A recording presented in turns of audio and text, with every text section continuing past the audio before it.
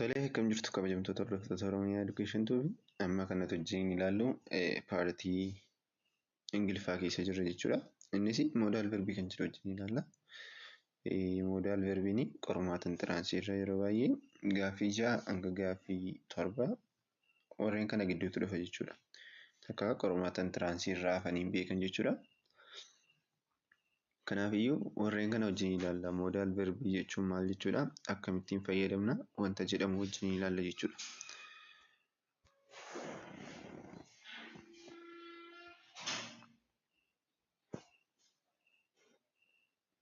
Modal verbs and semi-modal verbs. Asirratti modal verbii fi semi-modal verbii kan jedhamantu jira. Modal verbii kan nuti jennu wajjiniin ilaalla liistii isaanii. Maal akka isaan ta'anii, maaliin immoo akka isaanii semi-modal verbii irraa adda akka isaan ta'an jechuudha. Semi-modal verbii jechuun immoo warreen kamidha? Warreen gar tokkoon modal verbii ta'anii iddoo biraa keessattis immoo fayyaduu danda'an jechuudha. Semi-modal verbii kan nuti jennu jechuudha. Fakkeenyaaf supposed to, had better, ought to, warreen kun semi-modal verbii jedhamu. Bal'inaan ni ilaalla booda. Garuu garaagarummaan isaanii semi-modal verbiin bakka kan biraattis galuu danda'a. Haafiidha jechuudha kan inni fayyadu jechuudha. Isni modal verbii jechuun maal jechuudha kan jedhu itti fufnee wajjin ni ilaalla. Modal verbs also are called modal auxiliary verb. Modal verbiin al tokko tokko kan inni jedhamee waamamu modal auxiliary verb jedhamee waamama jechuudha. It is used along with a main verb to express possibility, ability, permission and necessity. Modal verbiin kun jechuudha. Kan inni fayyaduu fi main verbii dura dhufee kanneen akka ta'umsaa, ability, possibility, ability, permission, necessity warreen kana ibsuuf fayyada jechuudha. Modal verbii kan nuti jennu main verbii dura dhufa.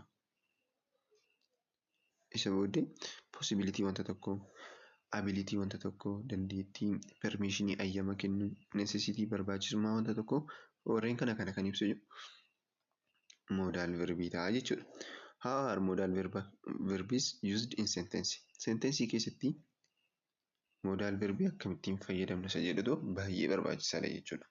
Kana keessatti modal verbii akkamittiintu sentence keessatti fayyadamna kan jedhu wajjin ilaalla jechuudha. Garuu warreen kana beekuudha qabna. Warreen kana nuti beekuudha qabna jechuudha. Modal verbii taane yeroo hundumaa fakkeenyaaf modal verbiin kudii yenna ta'e yookiin fakkeenyaaf wiilii yenna ta'e. Modal verbiin keenya wiiliidha yenna ta'e. Verbii main verbii taanee dhufu verbii waanii ta'uu qaba jechuudha. Kan taanee dhufu yeroo hundumaa modal verbii keenyatti kan taanee dhufu maalidha? Infinitive form yookiin verbii waaniidha jechuudha. Modal verbs can be for main verbs and never change form. Modal verbiin kan inni dhufu akkuma silas ni kaasee ture main verbii duradha. Akkasumas immoo never change form. Form isaa tasumayyuu jijjiiruu hin danda'u jechuudha. Fakkeenya kana wajjin ilaalla. Example, we should not do anything until we know more. Maal jedha? We shouldn't do. Shouldn't isheen jettu kun maalidha jechuudha? Modal verbii keenya. Asitti main verbiin keenya doodha jechuudha. Dooni main verbii gaafa ta'u, shouldn't immoo infinitive form yookiin ifama modal verbii keenya ta'a jechuudha. Asii doon kuni maalidha? Infinitive form keenya. Inni immoo main verbii keenya jechuudha. Verbii waanii ta'a jechuudha. Akkasumas kanasitti hunda wajjin ilaalla. They will not be here before 10. Maal jedha? Will not be. Biin kun asii maalidha? Verbii waanii will not'dha kun jechuudha. Gaafa gabaabsame yookiin construction isaa will not be dha jechuudha. Kanaaf they will not be here before 10 jedha. Kanaafiyyuu yeroo hundumaa text infinitive form akkasumas immoo Modal verb come before the main verb. Warreen kana qabachuu qabdu. Modal verbs don't have tense. Modal verbiin tensii kamiin keessattiyyuu fayyaduu danda'a jechuudha. Tensii kamiin keessayyuu galuu danda'a. Paastii, presentii, fiicharii warreen kana hunduma isaanii keessatti galee fayyaduu danda'a jechuudha. Modal verb are auxiliary verb. Modal verbiin auxiliary verbiidha. Auxiliary verbii gaafa jennu maal jechuudha? Negatiivii ta'uu danda'a. Negatiiv foormii qabaachuu danda'a. Affirmaatiቭ foormii qabaachuu danda'a. Negatiiv foormii fakkeenyaaf wantooti inni jedhu kuni negatiiv foormii isaati jechuudha. Affirmaatiivii immoo gaafa jennu poozitiivii isaati. Fakkeenyaaf will, could, should, can warreen kuni maaloo isaaniiti? Affirmaatiivii isaaniiti. Akkasumas deebi'ee question foormii qabaachuu danda'a jechuudha. Hojiin ni ilaalla. Question formiis qabaachuu danda'a. Auxiliary verbiidha gaafa jennu kana jechuu barbaanneeti jechuudha.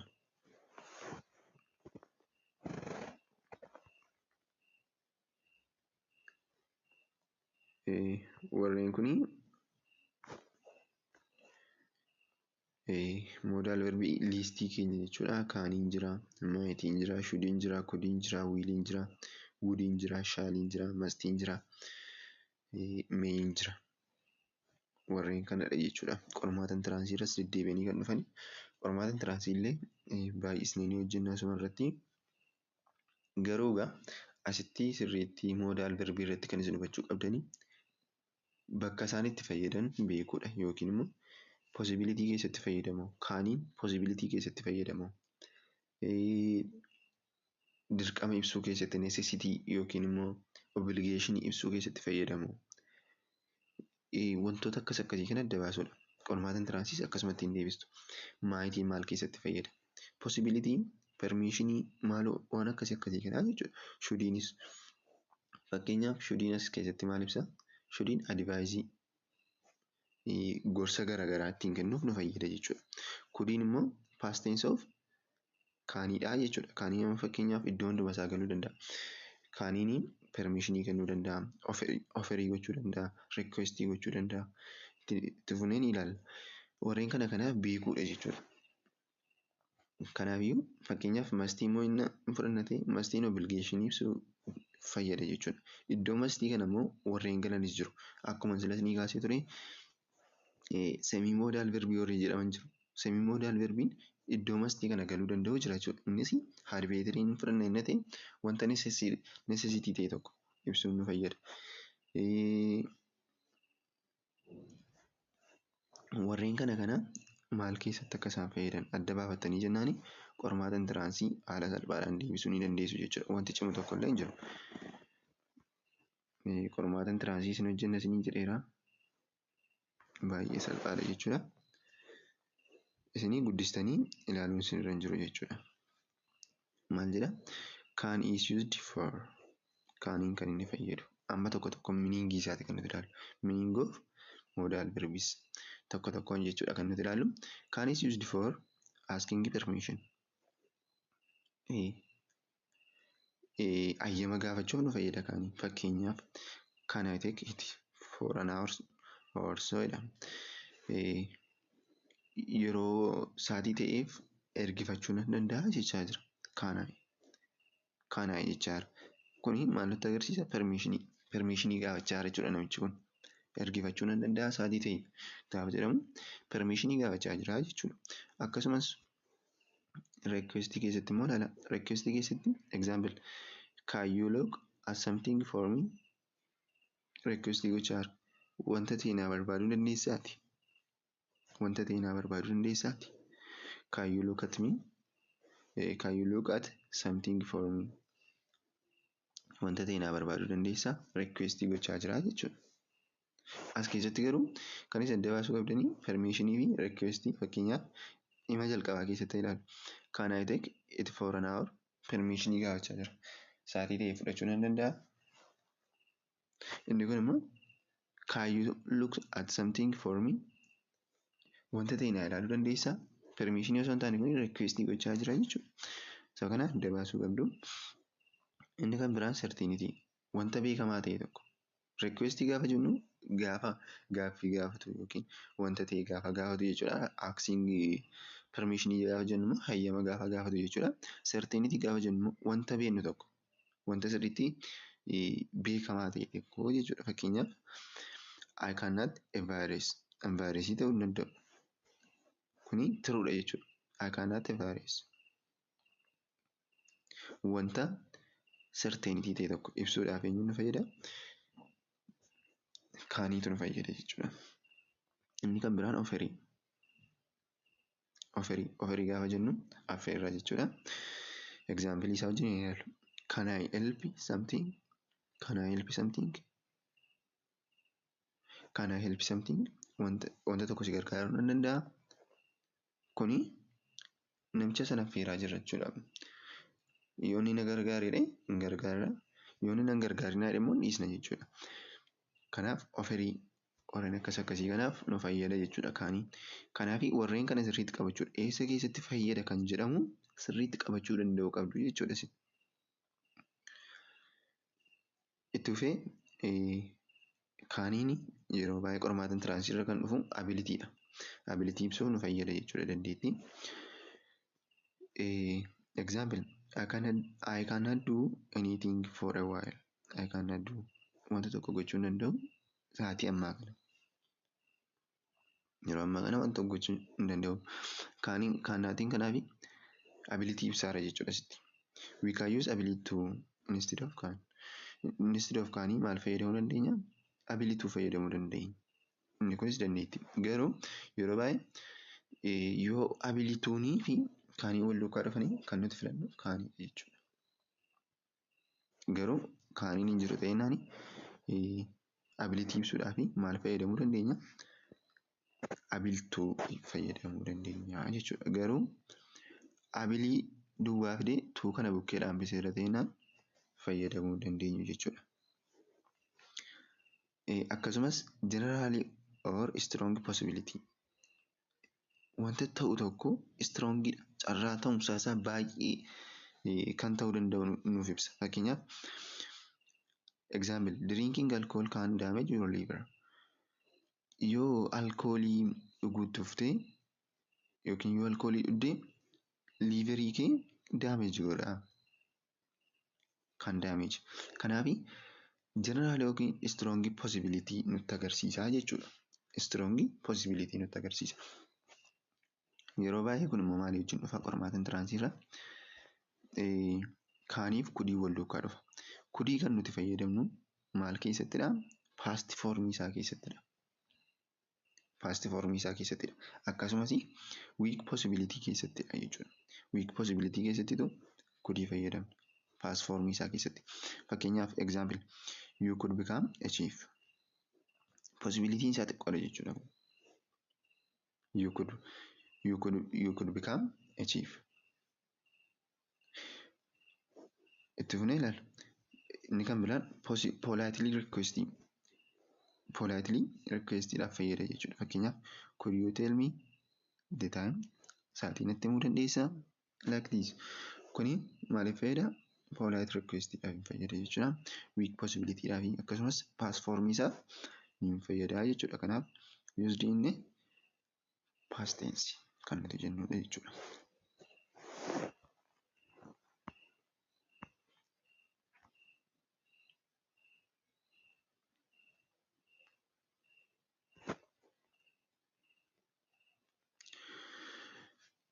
Itti fufnee ilaallu will immoo itti fufnee ni ilaalla.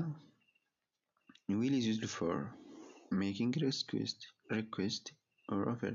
Inni kunis maal nu fayyaduu danda'a? Request gochuuf yookiin immoo affeeruun nu fayyada. Fakkeenyaaf example will you write the reference for me? Requestidha kun.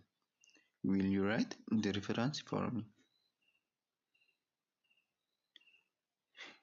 Kanaafi will is making request keessatti fayyadamuu dandeenya jechuudha. Qormaata intiransii irraa wal duukaan dhufanii wiilii kaanii warreen kuni yaada tokko qabu taanaan wal duukaan dhufan. Fakkeenyaaf making request gaafachaa jira ta'ee wiiliif kaanii wal duukaan dhufanii jechuudha. yoo wal duukaa dhufan immoo lammansaa ta'uu deebiin isaanii. Akkasumas certainty wanta tokko ibsuudhaaf example I'm sure they will agree. I'm sure jechaadha. Annan beeka. Akka isaan irratti walii galan annan beeka. I'm sure isheen jettu kuni sure isheen jettu kun certainty wantichaa ibsaa jirti jechuudha. I'm sure they will agree. Kanaafiyyuu certainty wanta tokko ibsaadha jechuudha. Certainty ibsa jechuudha. To express a decision made at the moment of speaking. Kan biraa maal ibsaa? Saatii amma haasaa jirru kanatti wanta murteessine tokko murtoorra keenya decisionii murteessine tokko irra nuuf ibsuuf fayyada. Fakkeenyaaf example the phone is ring I will answer it.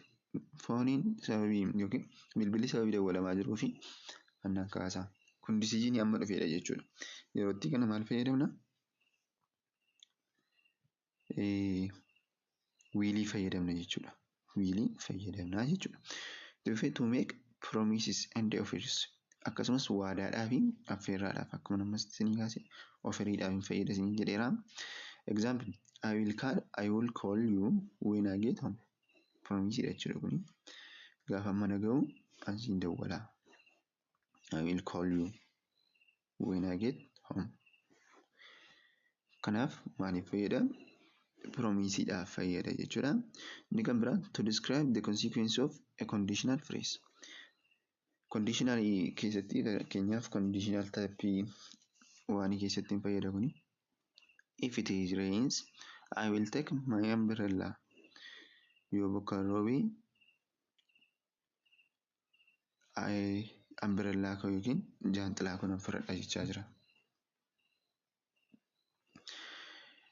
Akkasumas kan ammoo interchange waliin jijjiiruu yookiin interchange goonee maalii wajjin fayyadamuu dandeenya? Shaalii wajjin fayyadamuu dandeenya. Fakkeenyaaf bakka wiilii hin jirretti shaalii fudhachuu dandeenya jechuudha.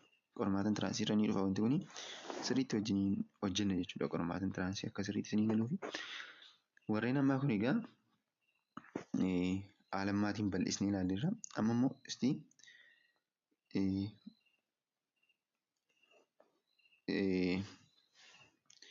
tokko tokkoonis wajjin hin ilaallu haala kanaan giruuppii goone moodaal verbii wajjin hin ilaallu moodaal verbii mee wajjin hin ilaallu qormaatan tiraansii irraa bal'inaan ni dhufti meeyin kunis jechuudha. Itti fufnee wajjin hin ilaallu meeyin kan nutti ibsu irra caalaa isaa possibility wanta tokkooti jechuudha. Yeroo baay'ee maayitiif meeyitu wal duukaa dhufa. Meeyin jiraatennaan kan nuti filannu meeyidhaa fi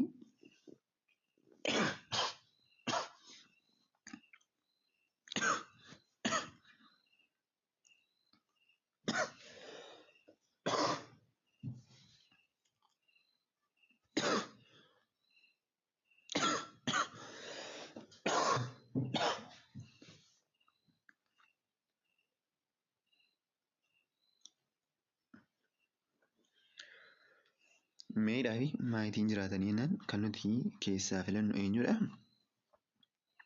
Meeyidha jechuudha. Meeyin maayitii caalaa possibility wanta tokko nu ibsite jechuudha. Fakkeenyaaf make indicate possibility. Possibility nu ibsuudhaaf fakkeenyaaf danaa mee irraa plate. Danaan yeroo dabarsitee dhufti. Tarii yeroo dabarsitee dhufti kan jedhudha jechuudha.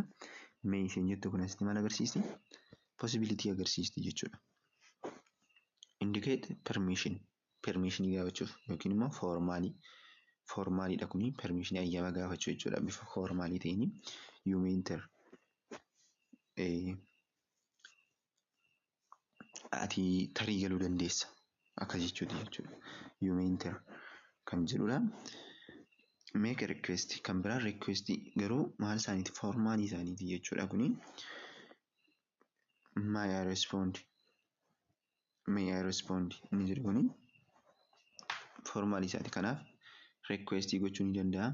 Indicate permission make indicate possibility warreen kana qabachuu qabdu. Irra caalaa garuu qormaata tiraansii irra kan dhufu possibility isaati. Permission isaa yoo osoo hin taane possibility isaati kan dhufu jechuudha. Possibility isaati jechuudha. Kanaaf possibility isaanii qabachuu qabdu. indicate possibility or uncertainty. Might immoo hin ilaallennate possibility yookiin uncertainty wanta tokko ibsuudhaafi jechuudha. I might order pizza. Tarii pizza ajajachuu nan danda'a kan jedhudha jechuudha. I might order pizza kan jedhudha jechuudha. Kanaaf maal ibsa kuni possibility wantichaa ibsa yookiin uncertainty ibsa jechuudha. Akkuma sila isinii kaase shaalii immoo wiilii wajjin interchangeably goonee fayyadamuu ni dandeenya. Fakkeenyaaf indicate the future action normally used with I and we. Kuni future action ibsa shaaliin akkuma fakkeenyaaf future keessatti shaaliif wiilii fayyadamna. Garuu shaaliin irra caalaa kan inni keessatti galu maal keessatti yoo I'dhaa fi wiin jiraatan we shall, I shall jenna jechuudha. Yeroo itti kanatu shaalii fayyadamuu dandeenya. Akkasumas ask questionii gaafachuudhaaf fakkeenyaaf normally used only with I and we. Gaafa shaaliidhaan gaaffii gaafannuti yoo I'dhaa fi wiin jiraatan fayyadamna jechuudha. Fakkeenyaaf I shall attend future action ani hordofuu nan danda'a. I shall attend. We shall attend ta'uu danda'a jechuudha. Shall we arrange a meeting? Shall we agartanii kuni maal nutti agarsiisa kuni gaaffii keessatti nu fayyada akkasumas I'dhaa fi we keessatti akka nu fayyadudha jechuudha. Shaalii haala kanaan qabachuu ni dandeessu. Inni kan biraan shudiidha. Qormaata intiransii irra bal'inaan kan dhufu shudii kaanii maayitii meeyii warreen kana jechuudha kan dhufu. Tufnee wajjin ilaallu warreen afaan kana immoo isaanis shudiif wadii tafi make a suggestion or advice. Shudiin maaliif nu fayyada? Suggestion yookiin advice kennuun fayyada. Akkasumas likelihood immoo possibility wanta tokko jechuudha. Exampleidhaan wajjin ilaallu. You should watch that film.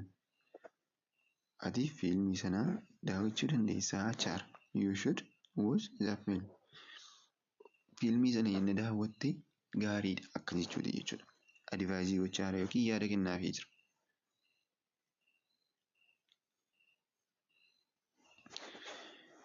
Likelihood isaa immoo ilaalu. Tom should be at the office. Tarii Toomiin waajjira isaa jira. Should isheen jettu kun asitti maal agarsiisti? Possibility nutti agarsiisti jechuudha. Inni kan biraan woodii. Woodiin immoo kan inni fayyadu express willingness or refusal. Willingness gaafa jennu wanta tokkoof fakkeenyaaf affeerraan tokko gaafa nu dhiyaatu tole jennee fudhachuudhaafi affeerraan tokko immoo gaafa nu dhiyaatu refuse gochuudhaaf diduudhaaf jechuudha. Kanaaf kana keessatti nu fayyada willingness fi refusal keessatti fayyadama jechuudha. They would not be here. Isaanii asitti hin argaman hin didan jechuudha. Refuse godhanii yoo isaan argaman immoo willingness ta'a jechuudha. Kanaaf express willingness and refusal kan jennuuf kana jechuudha. Kun egaa miniingii isaaniiti. Miniingii isaanii kun sirriitti isinii galeera ta'ennaan qormaata intiransii isatti fufnee hojjennu haala salphaadhaan deebisuu dandeessu jechuudha. Haala salphaadhaan deebisuu ni dandeessu jechuudha. Kuni gaaffii kana wajjin ilaallu. Gaaffii baay'ee intarestii ta'edha. Wajjin ilaallu. Can I ask you something? Gaaffii ta'e si gaafachuu nan danda'a. Permishinii gaafachaa jira jechuudha. Yoo ta'e yes na gaafadhu jettee hin gaafata yookiin immoo yoo na gaafadhu hin gaafata. Yoo namni immoo na gaafatin jedhe hin dhiisa jechuudha. Kanaaf maal gaafachaa jira? Permishiniidha jechuudha. Kanaaf permishinii keessatti immoo kaaniin hin fayyada jennee turre jechuudha. I might ask for a transfer to the Singapore office. I might possibility wantichaa kan ibsaa jirudha. Fakkeenyaaf tarii ani Singapore ofisiitti darbuu nan danda'a.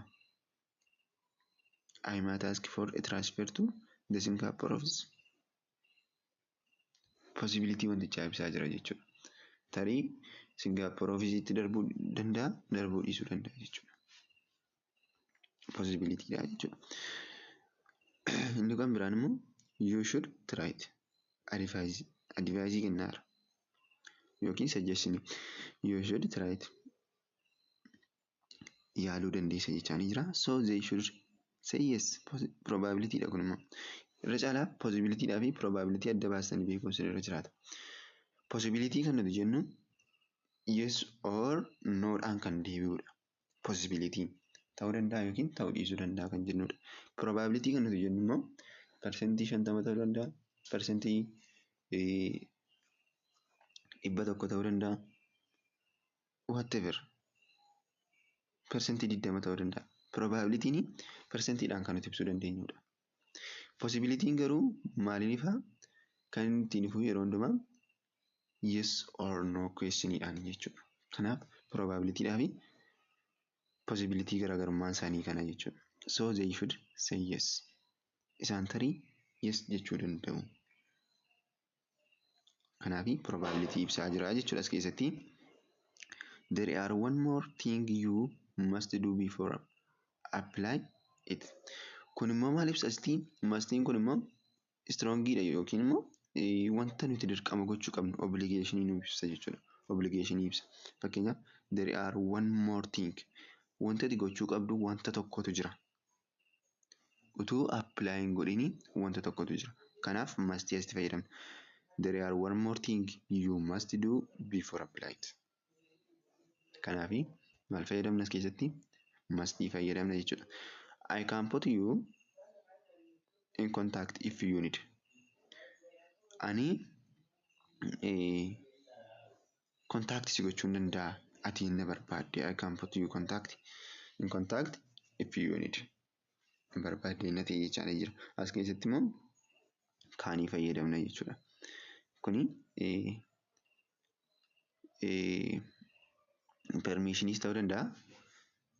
Yoo isin eeyyamte ta'e yoo isin okay jettee kontaaktii gochuu danda'a. Yenna isin immoo yookiin yenna inni immoo didee dhiisuu dandeessi jechuudha. Kanaaf kun maal nutti agarsiisa? Permissionii nutti agarsiisa jechuudha. Yookiin requestii nutti agarsiisa jechuudha. Haala kanaan hubachuu ni dandeessu jechuudha. Itti fufnee kan nuti wajjin ilaallu semi modals kan jennu itti fufnee wajjin ilaallu. Semi modaliin immoo warreen kamii akkamittiin fayyadamna kan jedhu wajjin ilaallu. What time are we supposed to or should be here? Sa'aatii meeqatti kan nuti asitti argamuu nurra jiraatu? Yaada suggestionii dhiyaachaa jirudha kun. Kanaaf supposed to kan nuti jennu should fayyadamuu dandeenya bakka isaa. Yoo should hin jiru ta'e supposed to fayyadamna. Yoo should hin jiraate immoo should ma fayyadamna jechuudha. Fakkeenyaaf should dhaaf supposed to gidduu garaagarummaan jira. Should kan nuti jennu gaafa ofii keenya wanticha yaadni dubbannu should fayyadamna. Supposed to immoo gaafa jennu gaafa namni yaada sana namni biraa yaadu maal fayyadamna? Supposed to fayyadamna jechuudha. Kanaaf supposed to fi should interchangeably fayyadamuu dandeenya jechuudha. Garuu hiika tokko akka isaan qabanitti fudhachuu dandeessu. Qormaata intiransii irraa yoo should hin jiru ta'e supposed to dhufa. Yoo immoo jiraate isuma kana fayyadamna jechuudha. Gaaffii lammaffaa wajjin ilaallu. I think we ought or should aim to arrive at least 15 minutes before. Akka yaadutti nuti dursinee atoo achi hin gahin daqiiqaa 15 dursinee achi gahuu qabna jechaa jira. Daqiiqaa 15 dursinee achi gahuu qabna jechaa jira. Kuni yaada dhiyaatedha. Ootuu kan nuti jennu iddoo shudii galuu danda'a jechuudha. Iddoo shudii miniingii tokko qabu. Miniingii tokko qabu jechuudha. Sadaffaa irratti. So that means we have to Leave at here. What? 9 jechaa jira. At what? 9 akka jechuuti jechuudha. Kanaafi asitti haaftuun kuni maal nutti agarsiisa? Mastii nutti agarsiisa dirqama wanta ta'e. Nuti sa'aatii meeqatti bahuu qabna akka jechuuti jechuudha. Sa'aatii 9 akka jechuuti wanta dirqama ta'e tokko nutti agarsiisa jechuudha. Asirratti kan isin beekuu qabdanii asitti amma fakkeenyaaf wanti kuni permishinii gaafachaa jira. Possibilityidha moo yookiin immoo abilityidha moo wantoota kana adda baasuun isinitti cimuu danda'a. Example kana ilaaltanii. Garuu qormaata intiraansii irraa akkasitiin hin dhufu. Akka isin adda baasuu dandeessanitti waan dhufuufi wajjin itti fufnee ni ilaalla. Akkaataa isin adda baasuu dandeessanitti waan dhufuufi kana cannaqamuu isin irra hin jiraatu. Isin garuu maal beekuu qabdu? Amma sadarkaa amma barachaa jirru kanatti yookiin immoo sa'aatii amma barachaa jirru kanatti maal beekuu qabdu? Shudii maal keessatti hin fayyadamu? Mastii maal keessatti hin fayyadamu? Wiilii maal keessatti hin fayyadamu? Kaanii maal keessatti hin fayyadamu? Warreen kana beektanii jennaanii wanta isin cannaqu tokko hin qabu jechuudha. Qormaata intiraansii irratti deebisuun jechuudha. Kanaafi warra sana beekuutu isin irra jiraata jechuudha. Gaaffii afuraffaatti fufnee wajjin ilaallu. Maal jedhaa? We had better or must leave earlier. I think there is a metro strike tomorrow, so traffic will be terrible. Maal jechaa jira? We had better maal wajjin iddoo mastii fayyadamuu dandeenya yookiin mastii wajjin interchangeably fayyadamuu dandeenya jechuudha. Nuti dirqama sirraa bahuu qabna akka yaadutti. There metro strike tomorrow. Metro strike wanta jiruu fi tiraafikiin terrible nu gochuu danda'a. Kanaafiyyuu deemuu qabna. Wanta dirqama ta'edha jechuudha kun. Asitti akka inni mastii ta'e yookiin dirqama akka inni ta'e nutti agarsiisa. There metro tomorrow. Sababa dhiyaachaa jira jechuudha dudduuba isaatiin. Dudduuba isaatiin sababatu dhiyaachaa jira. Wanta akka isaan hin turre godhu. Dhiyaachaa jira wanta ta'eefi had better yookiin mastii fayyadamuu dandeenya yeroo dirqama ibsu nutti. Obligationii gaafa ibsinu jechuudha. Shanaffaa irratti are we going to or will drive or take a taxi? Kun immoo going toodhaa fi wiilii interchangeably akka fayyadamuu dandeenyudha. Going tooni future actionii keessatti nu fayyada. Wanta dhufaa jiru tokko futureetti wanta ta'u tokko nu raaguudhaaf jechuudha. Garuu going toodhaaf wiilii gidduu garaagarummaan jiru maalidha? Going to kan nuti fayyadamnu yerootti wanta ta'e isa agarruudha. Kana jechuun fakkeenyaaf duumessa ilaallee bokkaan roobuuf jira yoo bokkaan roobuuf jira inni ta'e ragaa qabna jechuudha. Evidensii qabna. Going to fayyadamuudhaaf evidensii qabna. Wiilii fayyadamuudhaaf garuu evidensii nu barbaachisu jechuudha. Evidensii malees evidensiidhaanis hin fayyadamna. Garuu going to maaliif fayyadamna? Evidensii gaafa qabaannu fayyadamna. Fakkeenyaaf cloudiin jira yookiin duumessi jira. So bokkaan kun in rooba jennee raaguu dandeenya jechuudha. Evidensii irratti wanta hundoofnu going to jennee fayyadamna jechuudha. Ja'affaa kana immoo itti fufnee gaafa ilaallu I'm not sure we will be able to find out a taxi. So I think driving is best. I'm not sure. An wanta kana sirriitti hin beeku. We'll be able to find a taxi. We'll be able to kuni iddoo kaanii galti jechuudha. I'm not sure we can find out a taxi jechuu dandeenya. We'll be able to kun maal agarsiisti? Dandeettii agarsiisti jechuudha. Dandeettii agarsiisti. Kuni maal keessatti fayyada? We'll be able to kuni future actionii keessatti fayyada jechuudha. We'll be able to kan nuti jennu future actionii keessatti fayyada. Future keessatti fayyada jechuudha. Be able to'nis jira.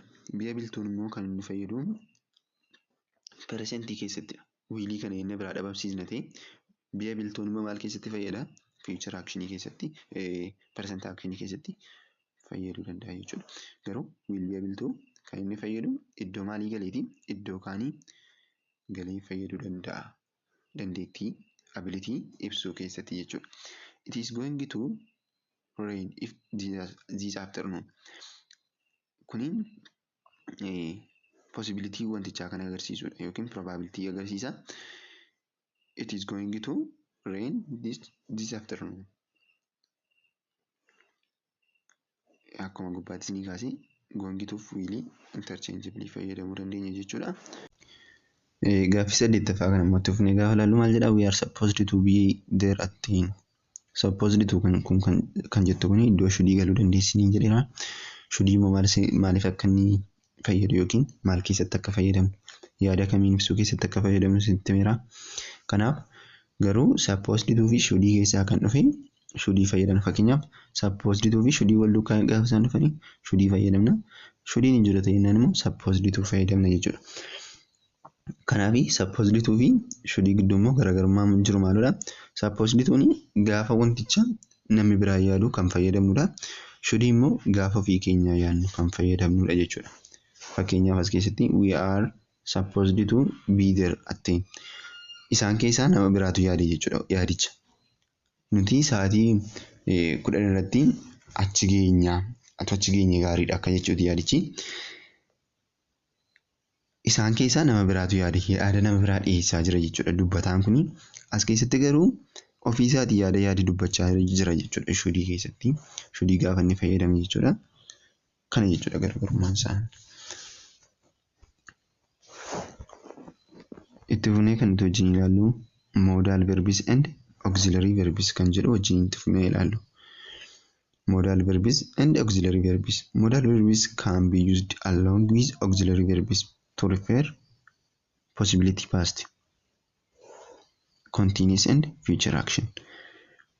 Modal verbiin auxiliary verb wajjin fayyadamuu dandeenya. Isas possibility past kan darbe jechuudha.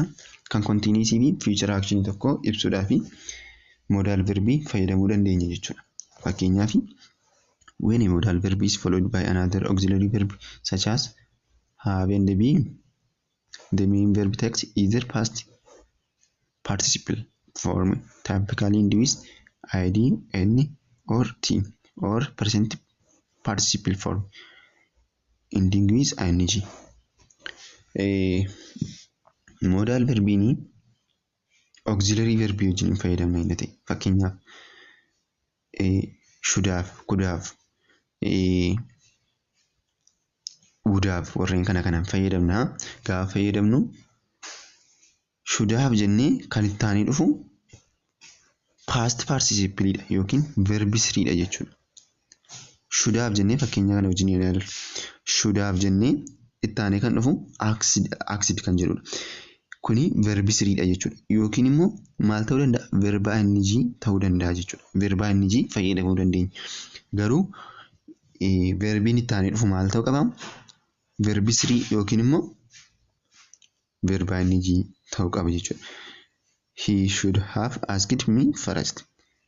You may be wondering what I mean.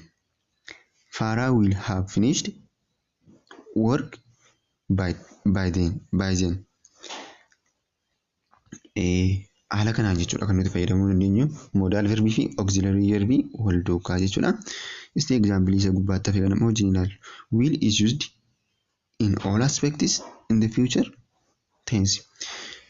Will kan nuti fayyadamnu loqoda kanii future tenseetiin jechuudha yeroo hundumaayyuu. Example, I will talk, you will be traveling. You will be traveling. I will talk.